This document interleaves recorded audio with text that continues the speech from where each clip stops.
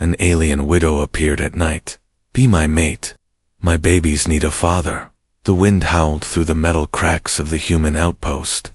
It was a quiet night, too quiet. Cole sat by the low fire, sharpening his blade. This planet had been calm since the war ended, till now. He heard it, a soft knock, almost like a whisper against the thick door.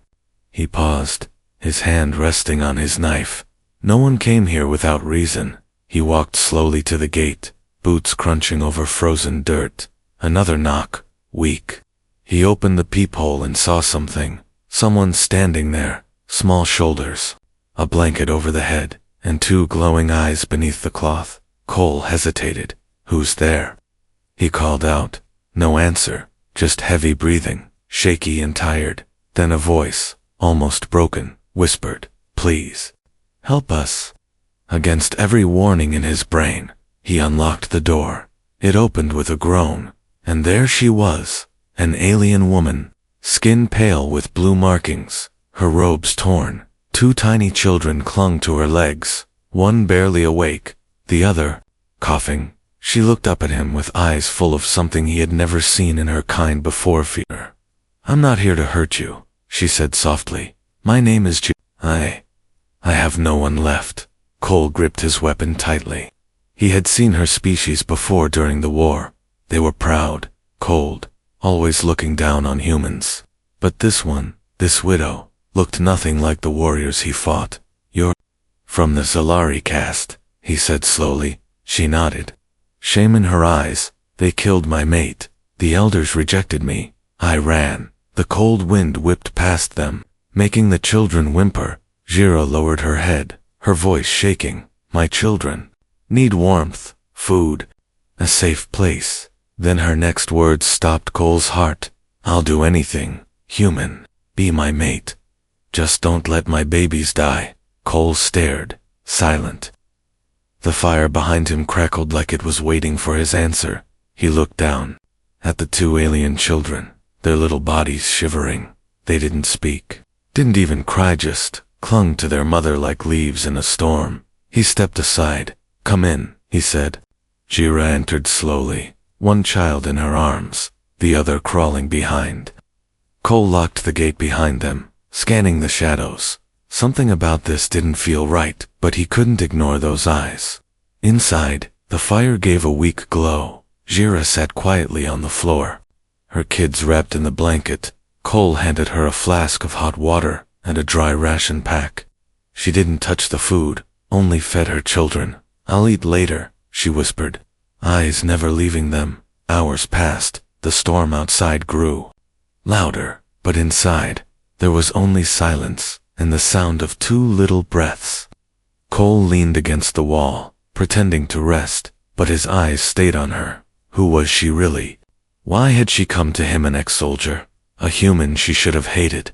And what did she mean by "be my mate"? Jira broke the silence. "I was told humans protect those they care for." She looked at him now, her face tired but strong. "Is it true?" Cole didn't answer. He wasn't sure himself. The firelight flickered across her face as she held her children close. Outside, something howled in the wind, but Jira closed her eyes, resting her head on the wall. "Even if you say no, thank you for letting us live tonight," she whispered. Cole sat there, confused, suspicious, and strangely moved. He had survived war, betrayal, and loss, but never had he seen a Zalari woman look at a human the way she just did. He didn't sleep that night, not fully, because outside that gate, something unseen was still watching, and inside, a strange new story had just begun. The next morning came slowly, cold and gray.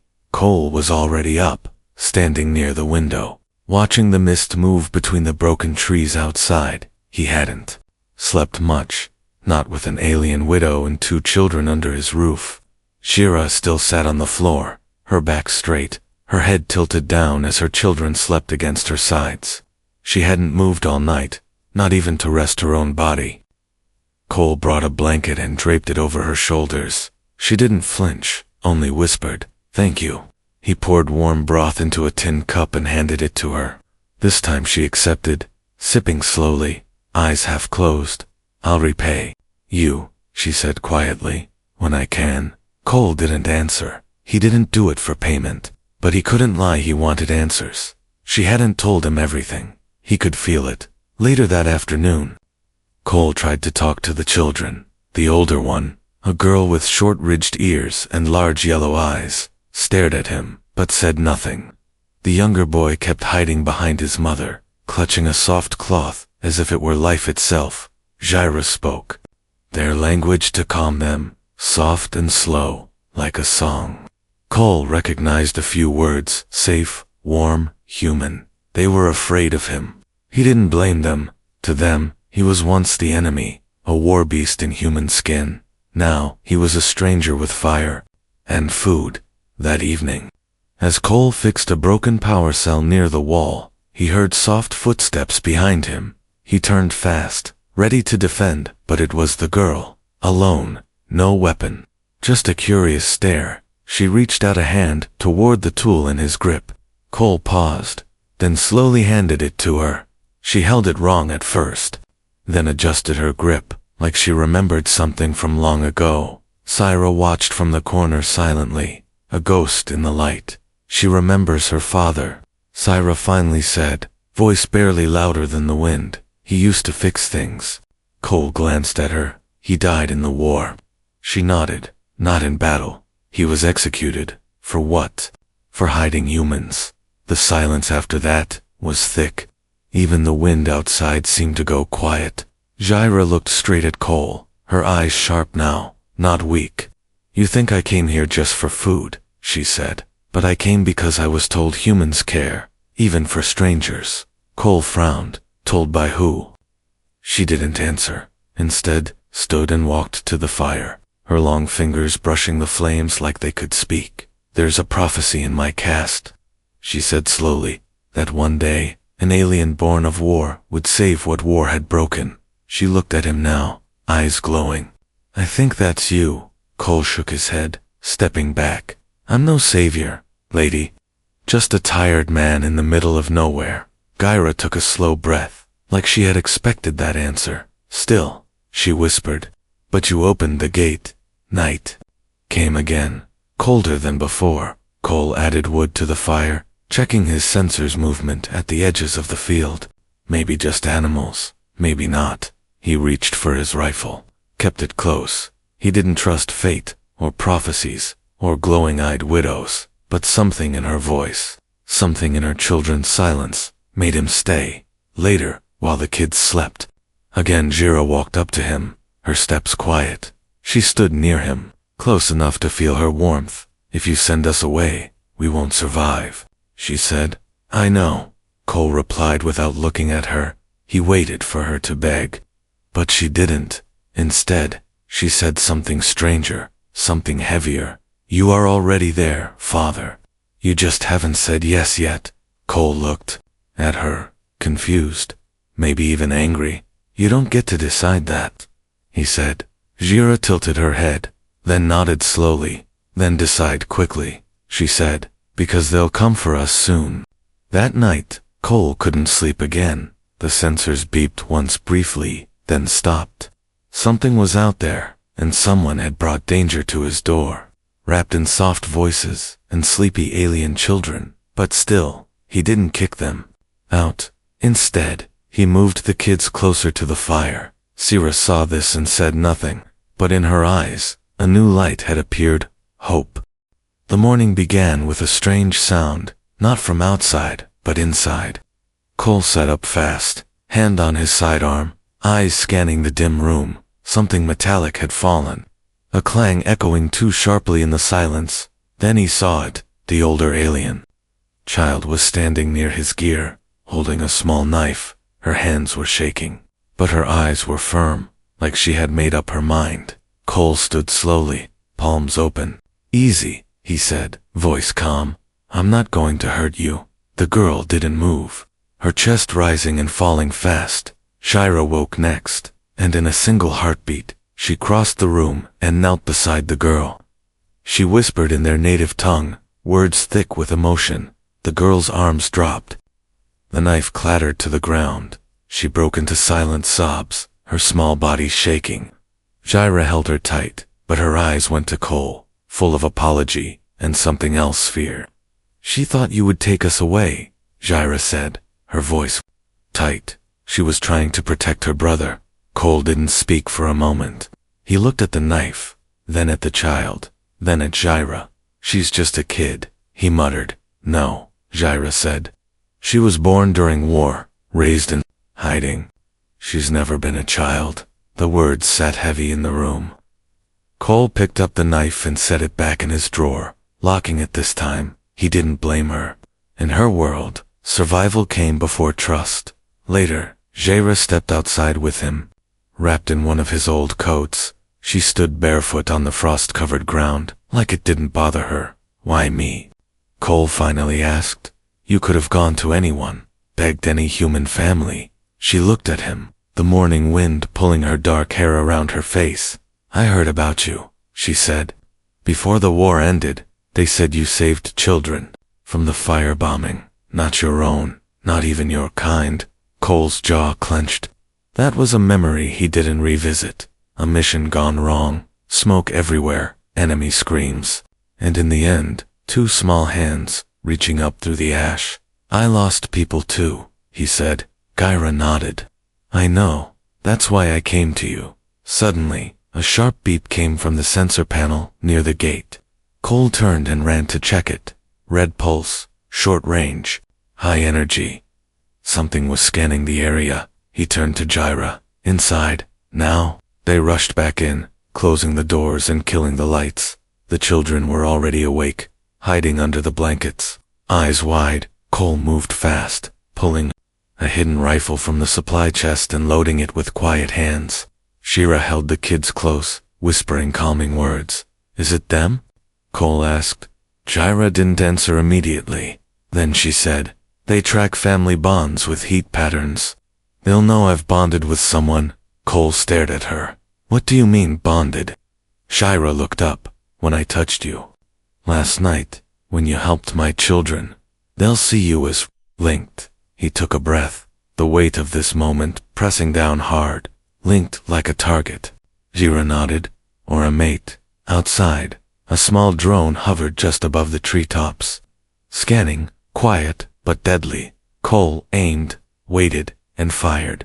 One clean shot, the drone dropped and crashed into the trees with a soft thud, but it was too late. Someone knew. Something new. Cole looked back at Jaira and the children. They had nowhere else to go, and now neither did he. "Pack what you need," he said. "We move at nightfall."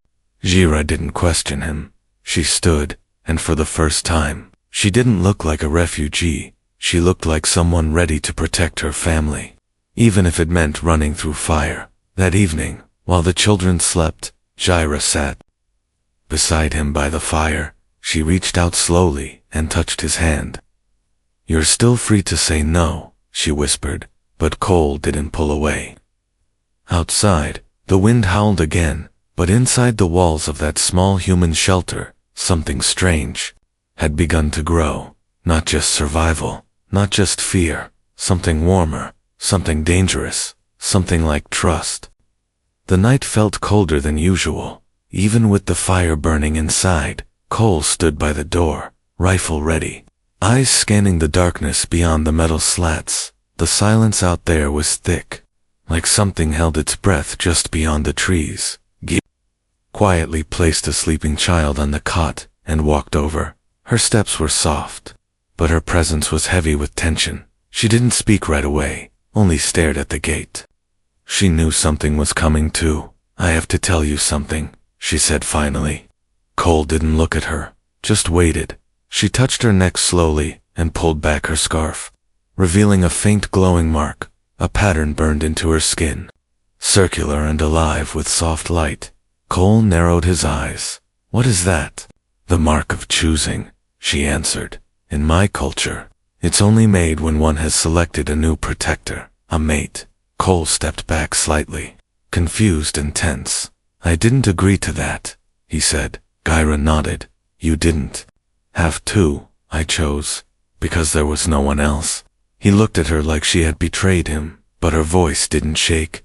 You saved us, offered warmth, safety, and food, and you didn't look at us like cargo. You looked like you were ready to fight for us. She took a deep breath. To the old laws. That's enough. Cole turned away, pacing. He felt trapped, not by her, but by the situation, by the world that always demanded more from him, even when he had nothing left. So what does it mean now? He asked, voice low. It means your life is tied to ours, she said. Enemies will see you as family, which means you're not a stranger anymore. You're a threat to them. Cole laughed bitterly. That's nothing new. But she reached out, took his hand. Cole, she whispered, this wasn't meant to trap you. He didn't pull away, but he didn't answer either. Instead, he looked at the sensor screen, blinking red again. Faint movement at the far edge. They were getting closer, whoever they were. I'll move the kids to the hidden tunnel tomorrow, he said. Gira looked confused. There's a tunnel. Cole nodded. Old escape route from the war days. It's small, narrow, but it leads through the cliffs, to the other side.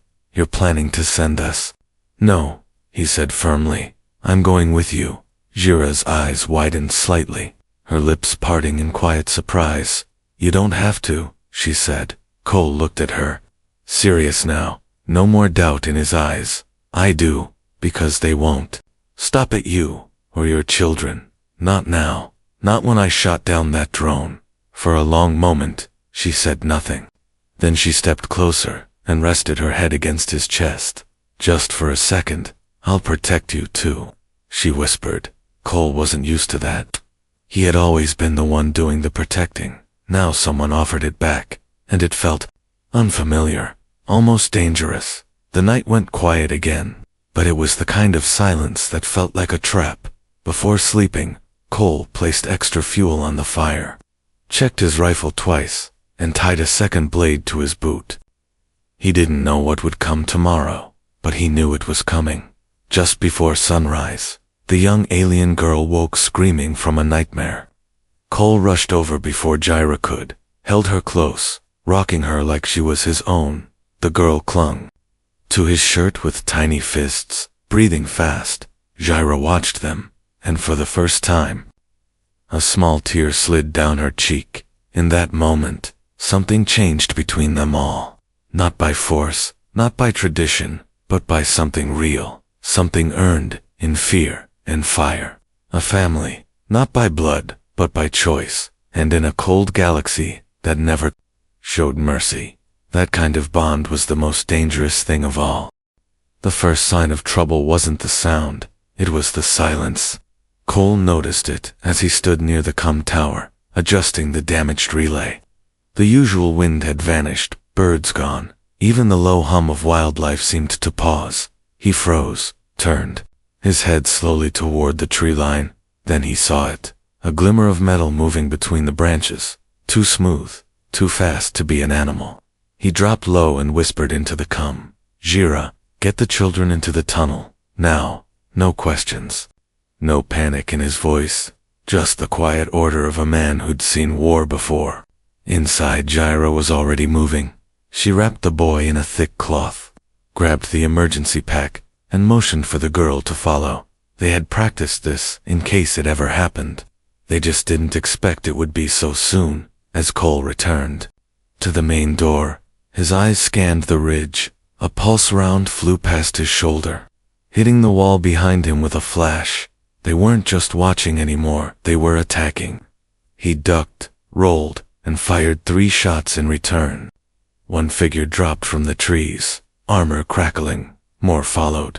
Shadows with glowing eyes, and weapons made for hunting, not for capture, but for killing. Inside the shelter, Shira opened the floor panel behind the supply shelves.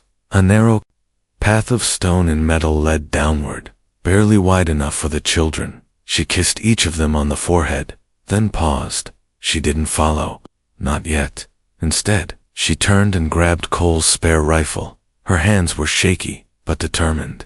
She had promised him something, that she would protect him too. Cole shouted from outside, I told you to go.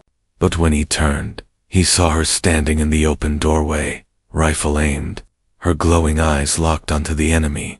"Too late for running," she said. They fought together, side by side. Cole laid down cover fire as Gyra picked off 2 more attackers from the ridge. She moved like someone who had been trained once but never allowed to use it. Now she had no choice. One attacker got too close, jumped down from the ledge, and charged with a blade.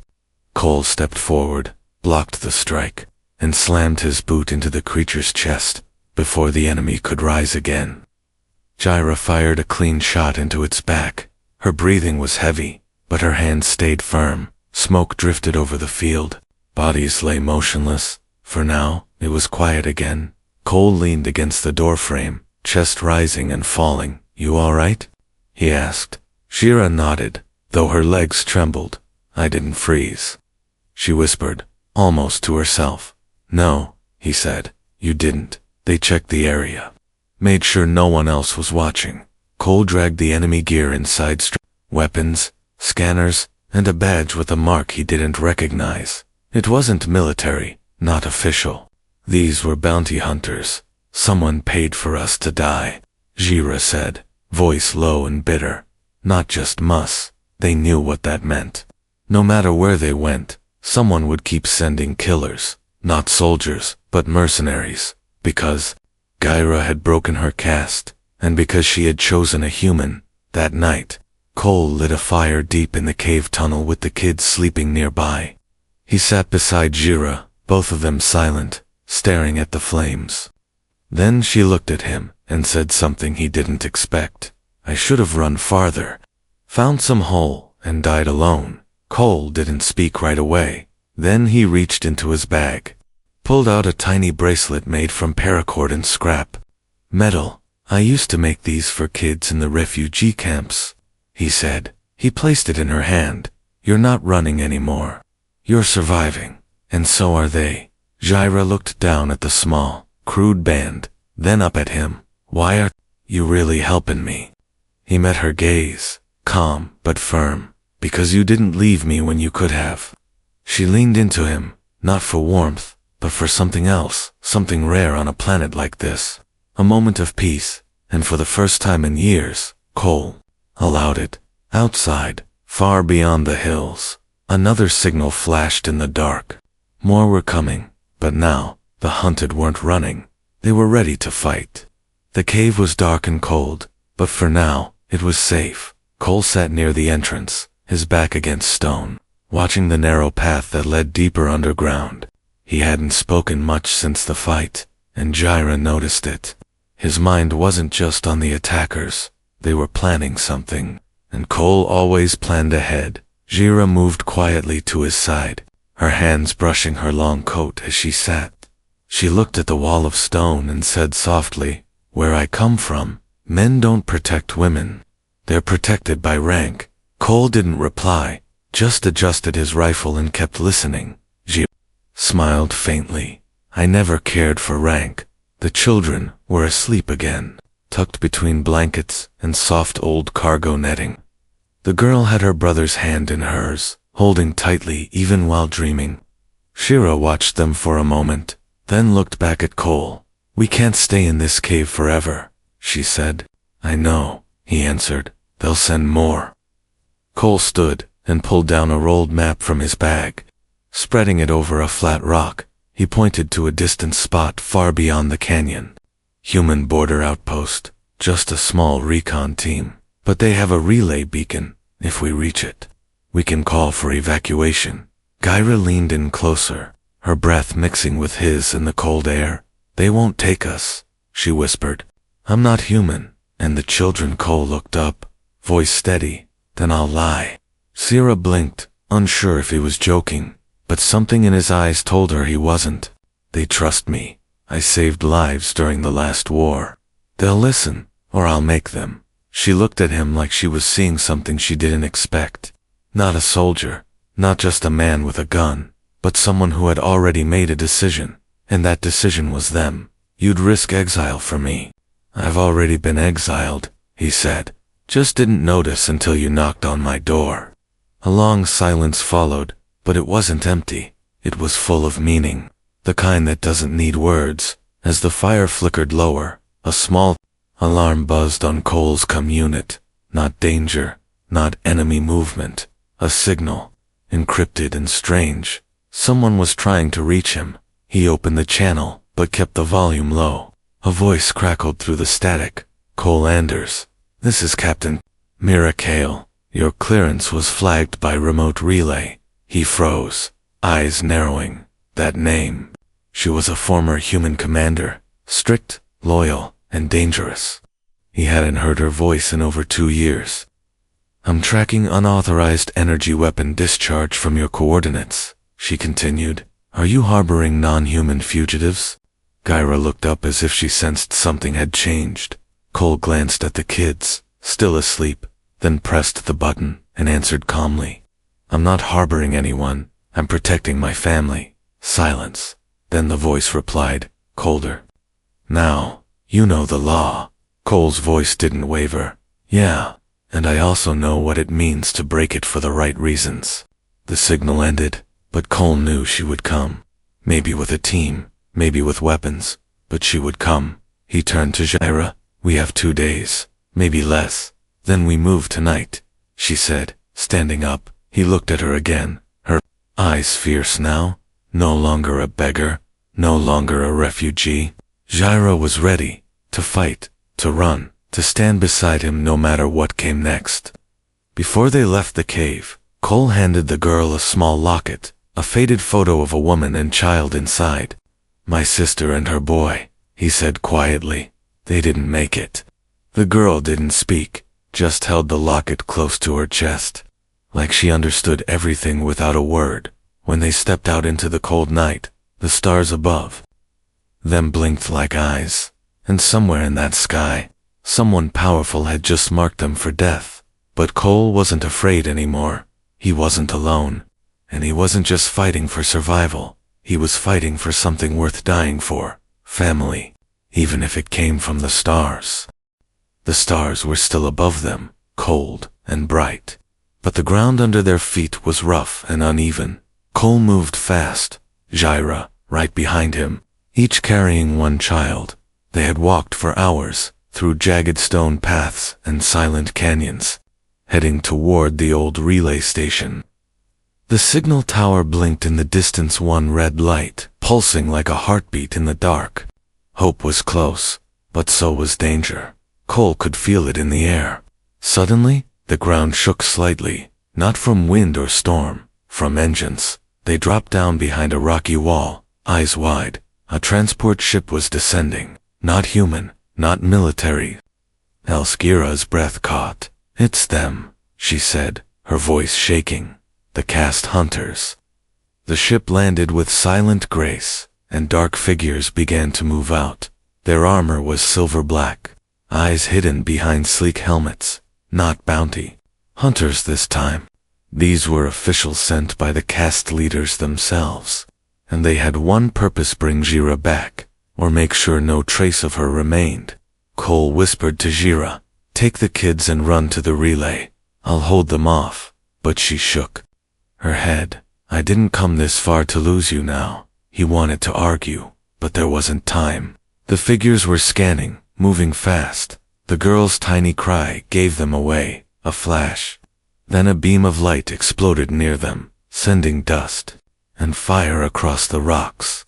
Cole grabbed his rifle and fired back, taking cover. Gyra ducked behind him, using her body to shield the children. One shot grazed his shoulder, blood soaking his sleeve.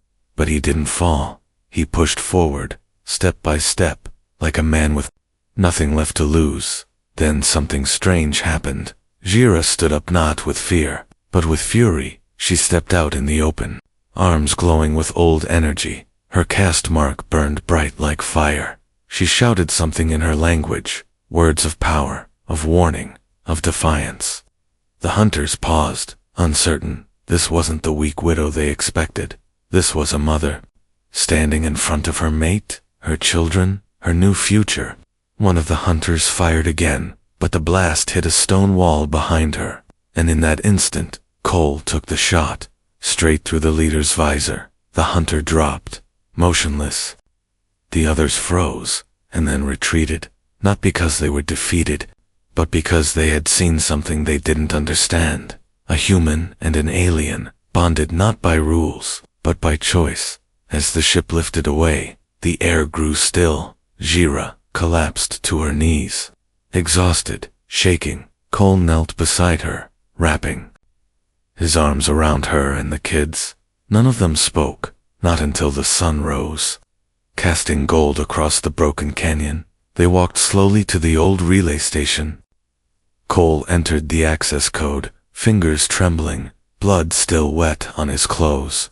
A voice came through, crisp and official. Identify. He pressed the button. This is Cole Anders, ex-soldier. Request immediate evac. To civilians and miners in critical need. Pause. Then the voice replied.